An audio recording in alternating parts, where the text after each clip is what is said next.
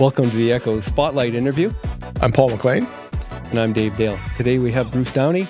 Appreciate you coming in today.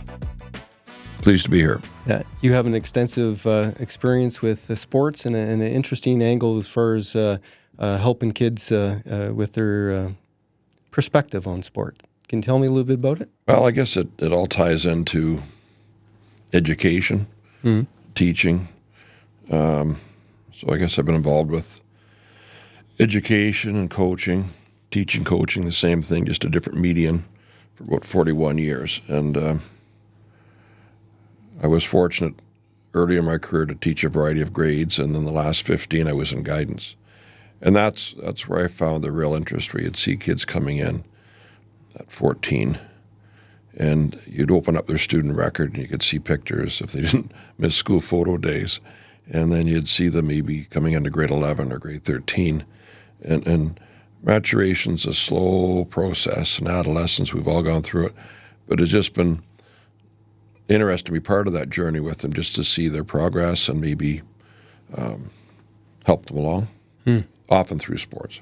Yeah.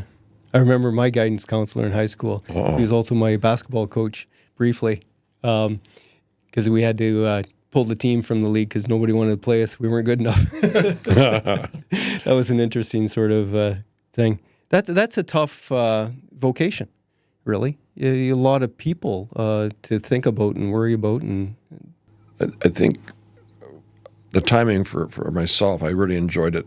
There was much more descriptive of our role, where we had very specific responsibilities around education and career planning. But when it came to concerns, if we dealt with some suicides, attempted suicides, cutting, we had a variety of counselors we could bring in. So a lot of it was facilitating. And it just, what I enjoyed, just catching things in its early stages. But I enjoyed the team aspect, working with various teachers and administration, and getting the kids involved in school, cultivate some passions. I thought one of them was sports. We read kids that come in grade 9 for course registrations with their parents. And after we'd finished the courses, they just assumed they were on their way.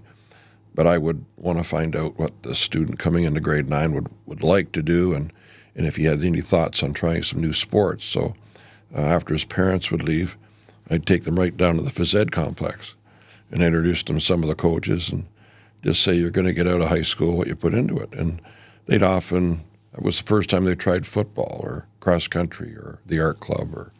And it was just, and ironically, we just had a reunion at Northern. I was there in the 90s for 9 years. And so these students, maybe they didn't remember me or recognize me, and I didn't recognize them, but they were now in their 40s and their 50s. And it was interesting that weekend. And I knew, like, as an educator, yeah, we're responsible to develop skills and cover curriculum, but these are kids, right? They're adolescents. And my mother, who always had a lot of respect for as a teacher, she felt that if you feel you can make a difference in education, you will. And if you feel you don't, you won't. And the kids will pick up on that. And I just thought I really focused on that, regardless of the age or the course. And just to see some of those students years later and the conversations we had just reaffirmed that. It's to me, it's anytime I bump into them, it's just you don't get paid for this. Like I would do it all over again. But I thought for the first 8 years, I couldn't believe I got paid to do the job. I loved it, right? I was coaching all the time, taking the kids all over. But you have no idea. The cool thing is you have no idea, like, what those kids, when they leave, and it's often the characters, the ones that, even with our settings today, all kids conform to the educational environment. But if they hang in there and they've got some passion, and you meet them years later, you have no idea sometimes what they're going to end up doing, and it's great, right? It's really inspiring. Any examples? Just, you don't have to say names, but just there was one guy, and I thought he was going to run me over. It was during COVID, and I was walking my dog, and he had this huge truck, and he rolled his window down, and he goes, "Hey, Mr. D," and I looked, and he looked familiar. So he stopped and turned the truck off, and he says, "You don't remember me?" And then I did, right? And I think he was surprised. And he said, "I just remember you and I, we got along and we talked in guidance, and you talked about some of your growing up where it wasn't easy." And he said, "You knew what I was dealing with." But he wanted to tell me. He wanted to tell me who he was working for. He had a permanent job, pension benefits. He had kids. And I knew he had a tough growing up, but he wanted to tell me what he was doing. And I really appreciated that, right? And that was right in the middle of COVID. So, Bruce, when you and I first met, you would have been, in that role as the guidance teacher, I would say. I mean, Yeah. But what I'm really curious about is what drew you to guidance? When did you know? I mean, when you went to teachers college, and if if you had that idea that you wanted to be a teacher, did you know then that you wanted to be a guidance counselor, or is that something that developed through the years of teaching? You know what's interesting? I was asked earlier on in my career if I wanted to go into it, but it was on a part-time role, and I just saw people that were part-time, and I just felt you really couldn't do either justice. But I was reluctant when they asked me to go in. I still love the classroom. And but when I got in, and then I saw at that time it was really cool. There's some new initiatives, and I'm not an IT guy, but I became quite comfortable with a web-based programming. And there was a company just starting out, and I got to work with them, and where students and parents, they can brainstorm and map out their whole educational career path, and they can tie it all together and work it back, and it just normalized these conversations and having these discussions. Ideally, we'd start at Fricker once we got it going, in 7 and 8, and if kids have a sort of a general education career plan in its infancy, there's a higher stats to be successful in school. So once we got that going, plus I was still wanting to coach in and out of school. And it always kept me grounded. But no, I was reluctant to go into guidance at first. Because, and for any new teacher, it would be a difficult role even if you did want to get into it without having the on-the-job experience, I would think. Like it would take really years of cultivating and learning those interactions with the kids. You know what? There was in fact, I told a couple of teachers that are in retirement, and they hadn't heard. It was an old nickname they used to give guidance counselors and registrars at universities. They called them the gatekeepers. And it's just making sure that every student has ideally an education and career path, and hopefully they're generally somewhat in parallel. They're going in the same direction. But it's about students. Like it changed the name. We were in student services, and I was lucky. I always spent a lot of time with students in the classroom, and I made sure it was student focused when I was in guidance, because they need your time, and it's a time now where there's a lot of concerning trends, a lot of things that people are busy at home, but if these kids know they can come in and talk to us about their concerns and maybe test pilot in a career. Like we used to have a lot of kids volunteering and doing co-op, and I would always try to have other voices, because I knew that I could babble on, and I would bring in different guest speakers to inspire them. Mm-hmm. Certain dynamic people. I had one, Greg Baden, who was a junior hockey player in the Beaches, and he didn't have the marks to go to university. So it was like Forrest Gump. He was playing in high school, playing junior hockey, not drafted. And so Ryerson was a college then, asked him to play for Ryerson. He goes, "Oh, sure," because they had a good hockey team. Yeah. Well, then when he graduated, he was saving civil technology. Then the guys from Queens saw him play. They said, "We'd like you to play at Queens." And so he's talking to the kids. I had every class, every subject go in and hear him, right? And I think he kind of enjoyed it. He's still up in Sudbury running a mining company. And he ended up doing mining engineering. Grew up in Toronto. And then he did his master's. And then he did his doctorate in telerobotics. So I had him at the end. One of the kids said, "Now, did you know this when you were in high school?" He goes, "No."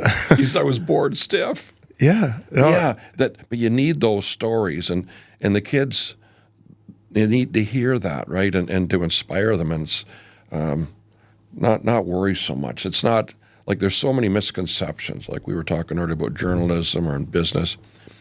I think still a lot of kids and a lot of parents think, especially today, everything on the internet, it's a straight line and it's a race, Yeah. right, in school and in life.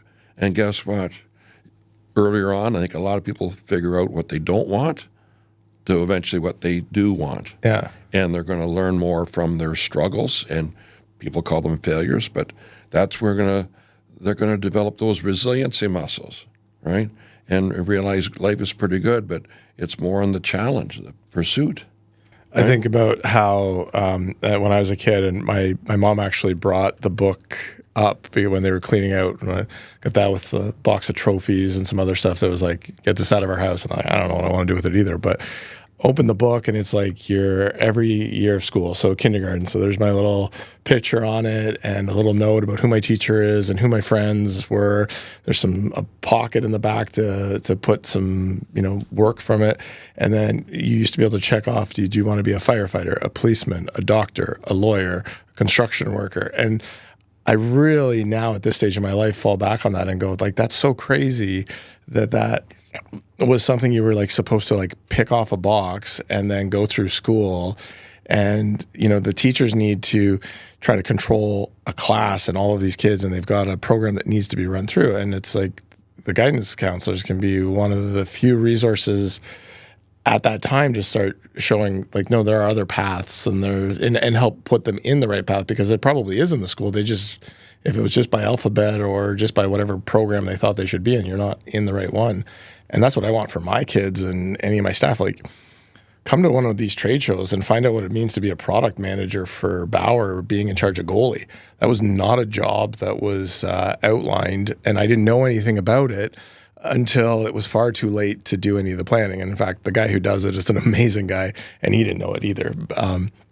He just kind of fell into it because of the skills that he has. But I just want to expand those ideas, like look around and see what makes things tick. And you would be so surprised that, how many jobs are not classified in that back of that page.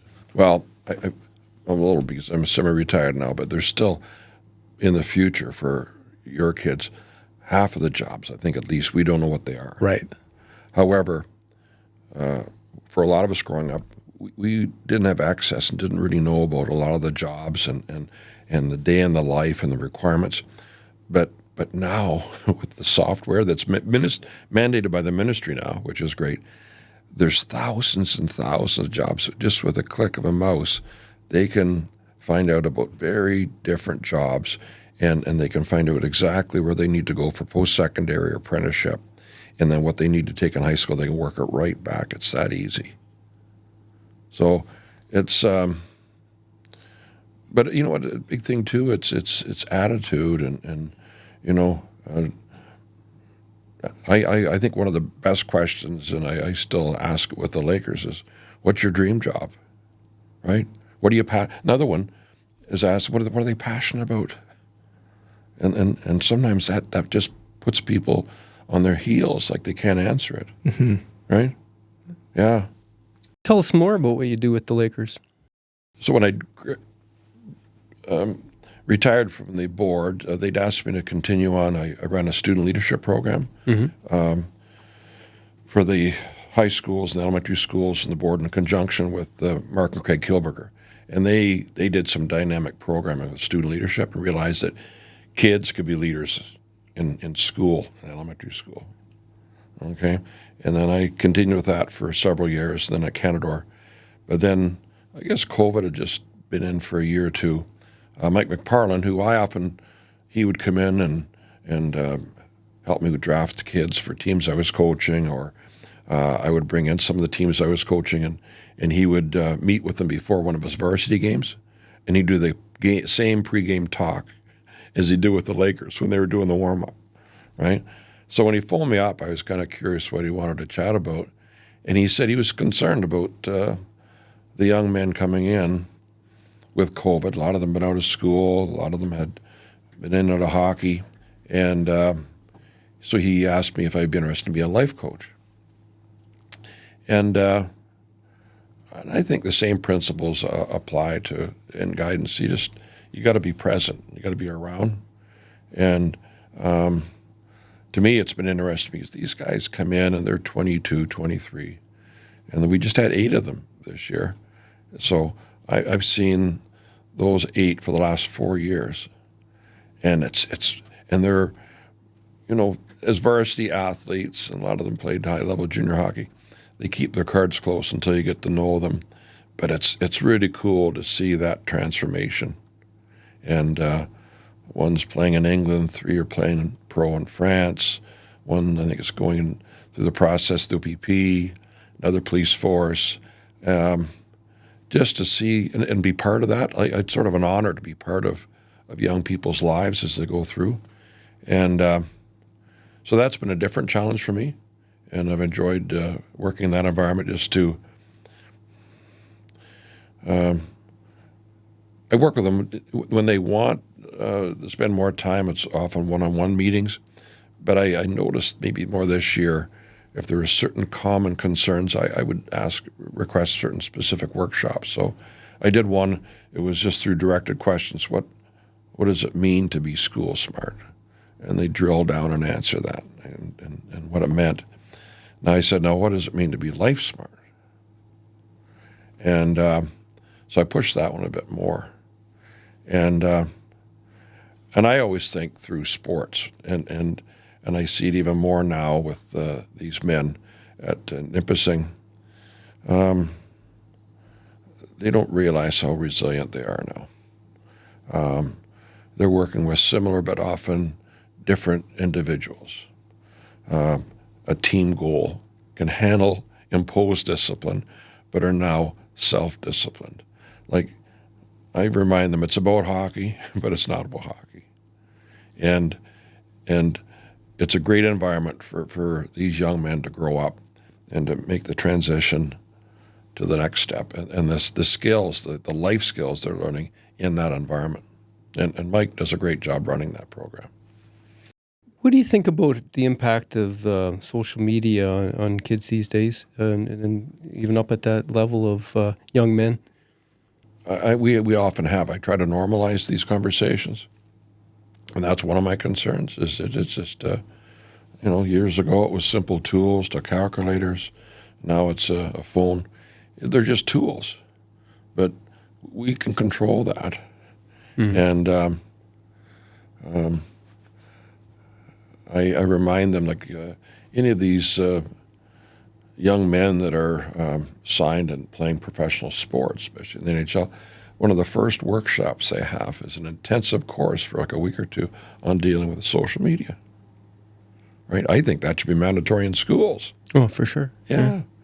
And just about realizing that you got to exercise judgment and realize that you have a lot of influence over that, and looking down the road as far as what they're posting as far as for employment and so on. Responsibility for yourself, right? Yeah. For what you do, what you say. Mm-hmm. I think some of those kids, the ones graduating that we're seeing now too, are going to be an interesting sort of, level to look back on, because they were ones where, that phone went from being a flip phone or something that you used to get in touch with your friends to something that suddenly became, and those kids all grew up with the internet because that was a part of their life, but the phone wasn't a walking piece of internet. Like, it was still tethered to the house at that point. I think it'll be interesting to see that next phase of the kids that come up where they've only known the touch screen. Those kids that, basically babies that were using iPads because it was as a parent, you see other parents do it. You're trying to get some relief so you can help the other kid. Digital soother. Yeah. And I mean, I think I'm sure that's been just a steady flow of that from, going from 3 channels to, 300 channels in the TV at home, and all these different ways that we've changed. But and it's happening in real time. So I'm dealing with that, trying to teach kids. You'd see it as a father. I try to tell get certain messages across through stories. And I'll never forget, I met this gentleman, and he was retired, but he was a prominent psychiatrist from Britain. And his research was on concentration among youth. And he did a lot of research on particularly rural areas in Scotland and Wales and England. And he said it was dramatic. He said the advent of the TV, and then it was black and white in one or two stations, and then several stations, and then colored, and then a remote control, and the levels of decreasing in concentration. So I had a chance to work with a grad student who was working up at Nipissing, and he was working with the hockey team I was coaching. And so his focus is on also concentration and team sports.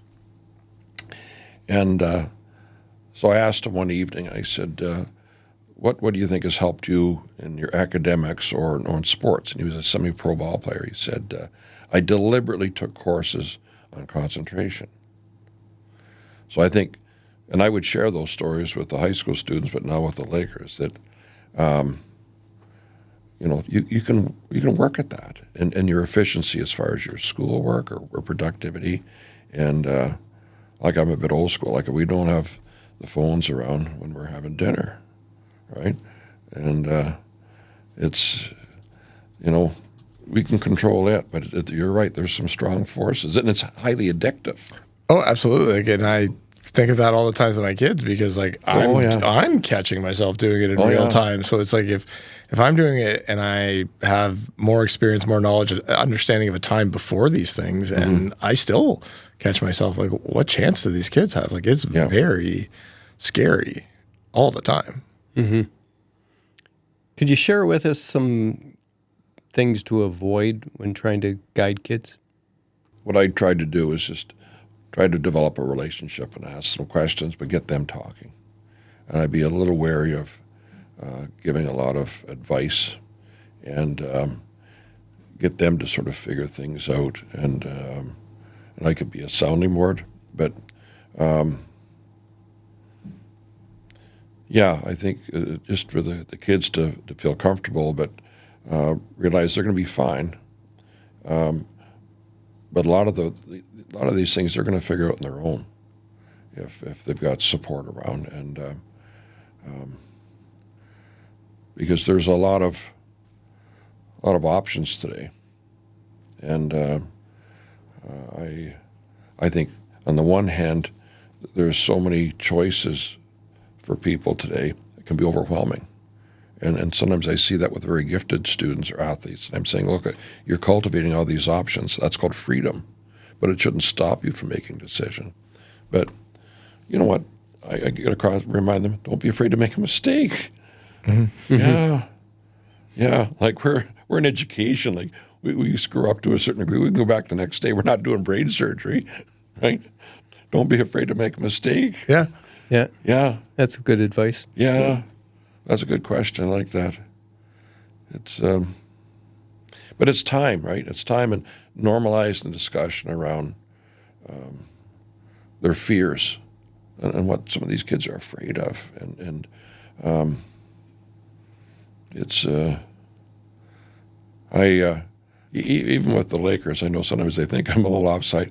I'll deliberately, like I used to do when I was a teacher, I'd memorize a certain poem, right? If I saw a certain time. So I knew these guys. It was the first time I'd work with them with the Lakers. I said, have you ever heard of a guy named Teddy Roosevelt? And most of them hadn't. I said, well, he came from money, but he decided to, after business, go into politics. I said, his mother and his wife died the same day. I said, I couldn't fathom that. And I said, his first term, it was all about economics, but the second term, he built the national parks. He was a statesman. And then I said, when he retired, he went to the G7, and he wrote a poem called The Man in the Arena. And then I read it out or gave a copy to them. I said, that this guy had joie de vivre, like he went on a safari. He was one of the Buffalo guys, the cavalry. Just to get them fired up. Because I don't think we ever hear that a lot, right? To there's a lot of pressure, even as adults, but a lot of kids to conform, right? To conform and just follow everything and Not ask questions. yeah. Don't ask a question that'll make you look stupid. There's a lot of challenges today, but I think if having journalists like yourselves to reach a larger group and there's still a lot of great things, a lot of super things. Like I see these students that are coming through, like Nipissing, when not sort of narrow bias surveys, but broad surveys like the Globe, they still are in the top 3 for student satisfaction and faculty-student ratio. Kids are happy there, right? And I, working this past week with Scott Clark with the Kindness Project, I just wished maybe community leaders or people that are cynical about public education should come in and witness the magic and the inspiration that went on in all these various classes. It was inspiring. Yeah. And those educators, guess what? Come June and the constant concerning social trends they're dealing with, I just remind them that's what they are. They're being professional. Grace under pressure, right? That's what, journalism today, one of the toughest jobs, right? But if it was easy, everybody would be doing it, right? Yeah, for sure. Well, I think inspiration about life being an adventure is probably the best gift you can give another person if they're wondering what life's about, is just make it an adventure. Make it something you can tell stories about. Do something in your heart, what you want to do. Yeah. Right? Yeah. Because I think another misconception that it's a destination. Yeah. Right? And again, I would tell stories about certain students that are like the type A, always had to be at the top of the class and get into the grad programs. A lot of them go into high medical areas, and they get out into the real world. And a lot of the studies out of the States, some of the highest suicide rates are that group. Because when they get out there, they realize, I'm not happy. I thought I'd be happy when I got there, when I did this, this, and this. It's scary. Yeah, they feel a sense of loss. Yeah. Because they spent years not living. Yeah. Right? And driving right past the experience instead of getting off the off-ramp and, Like I rush to admire get people that can be that focused, but keep your head up and sense of balance, eh? yeah. because you can spend too much time on the off-ramp too. Yeah, you get too adventurous, right? You can. Yeah, that's right. I've done a little bit of it. I've done a bit of that too every now and Yeah, then. I can relate to you on that. And also, there's a difference between healthy adventure and what actually turns out to be just basically self-destructive adventure. Oh yes, yeah, and you look at what the kids are exposed to, right?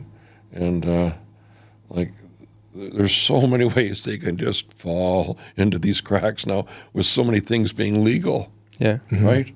It's alarming, right? Oh, even the illegal stuff. You can't dabble in some of the chemical drugs without risking everything on one night, right? They have different penalties for misadventure, right? Than we did. Like, I got into drugs and alcohol very early in high school. Actually, the worst it was when the year I didn't qualify for the education, physical education class because I couldn't run the 400 fast enough after coming off a broken leg. No. So I went through all kinds of misadventure, adjusting to that. But the penalties weren't like today. You sniff the wrong thing today, you're dead. Yeah. So it's a whole different ball of wax, really, I think. And also the addictiveness of the different drugs that they have.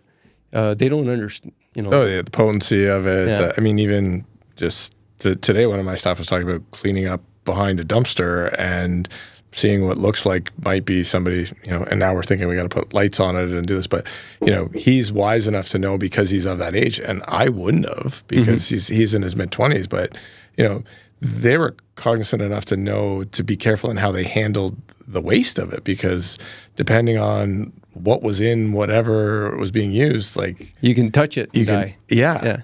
So, I mean, it's great. That shows that, you know, there's an education out there about the dangers of it. But, you know, they're always trying to keep in step with the new dangers that keep coming. And, you know, you only know how to safeguard against those after you've, you know, experienced or witnessed the negative. So it's a constant study to try to stay up. And I just don't know how they do it, because, like you said, the penalties are so much more severe and they're severe because now that, you know, goofy, stupid thing you said at a party, or you know, now it's on camera and it's a video that's going to be, you know, shared, and it can live forever. Used to be in college, I was the only one with a camera, right? I have all those pictures. Yes. But I was behind the camera. Yeah. These days, you can make that simple slip, say the wrong thing that's taken probably the right way, but you're regretful, and it doesn't go away, right? So in all aspects of their lives, that there's minefields that have real bombs in them that we could avoid and jump over, or we land on and nobody would know. Yeah. We're going to wrap up in a little bit, Bruce, but I want you to have the last word and what you think is important for people to understand about guiding youth and athletes and being a teacher. I think the analogy I often would talk with students, it was they're at the tip of an arrow. And I think there was challenging things in previous decades, and yeah, there are challenging things today that they'll find out soon enough when they get older. They'll beat you right down. But if you surround yourself with strong, positive people that really embrace who you are. My grandfather used to say, idle hands, devil's playground. But finding sports or clubs, things that are engagement, they're positive, where you don't maybe need to cope with other vices that are legal and otherwise. Find your high in something that's productive. Yeah, and music. But just whatever you can add to behind that tip of the spear, that it's lonely going by yourself. But why would you do that? But have be deliberate and surrounding yourself with positive people, and as you get into adulthood, you know, lawyer, financial planner, so on, that it's a great life. As my grandfather said, if you don't weaken. But the key is don't weaken. And sometimes you do, but then you got to get back up, and that's part of it. But it's all about attitude, and I have concerns like you talked about with legal and illegal drugs, and I just see all this constant advertising about gambling. It started the last couple of years. The NHL's not as if they need more money, but it's normalizing the conversation, and just what's your attitude? What are your choices? How do you want to feel at the end of the day? Mm-hmm. Chart your path towards something you can be proud of. Yeah, and you can control it, right? And don't be letting somebody else control it. So basically, take personal charge of your person. Yeah. And don't be afraid to. And you're right, it's going to go off the on ramp sometimes, but then put it back on, and it's all how we deal with things. It's not what happens to us. That's not the point, right? And we can have the best of intentions, but it's how we deal with what happens to it. And there's a lot of good things. I think the other important change, and one that is very welcome, is the old adage of pull yourself up by the bootstraps. Or now it's okay to ask for somebody to help you get up. You know, if you need, and don't be afraid to help people, and don't be afraid to ask for help. But at the end of the day, it's not to have somebody do it for you. It's to figure out how to do it yourself. Yeah, you got to learn to advocate for yourself, and you don't realize how strong you are. You think a look at those vets that were in the First and Second World War. They didn't have programs when they came home, right? And just now the services that are available. But you're right, it's a balance where you ask for help, but you have to take responsibility. You got to take charge. Mm-hmm. I'll close on the one meme because you have so much wise words. Oh, I don't know about that, but I enjoy talking about it. Yeah, no, it's cool. But I saw something where there was I think it was a Winnie the Pooh sort of caricature, and I think it was Eeyore asking Piglet, "What's the bravest thing you ever did?" And he said, "Ask for help." Yeah. And I don't know, that kind of sticks.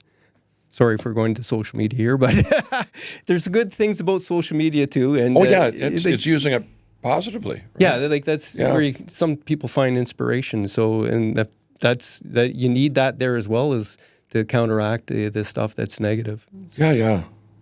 Well, it's a great message that lasts for a long time, and social media probably helps to keep it alive. That's that is great about that, and it doesn't get lost to history or time.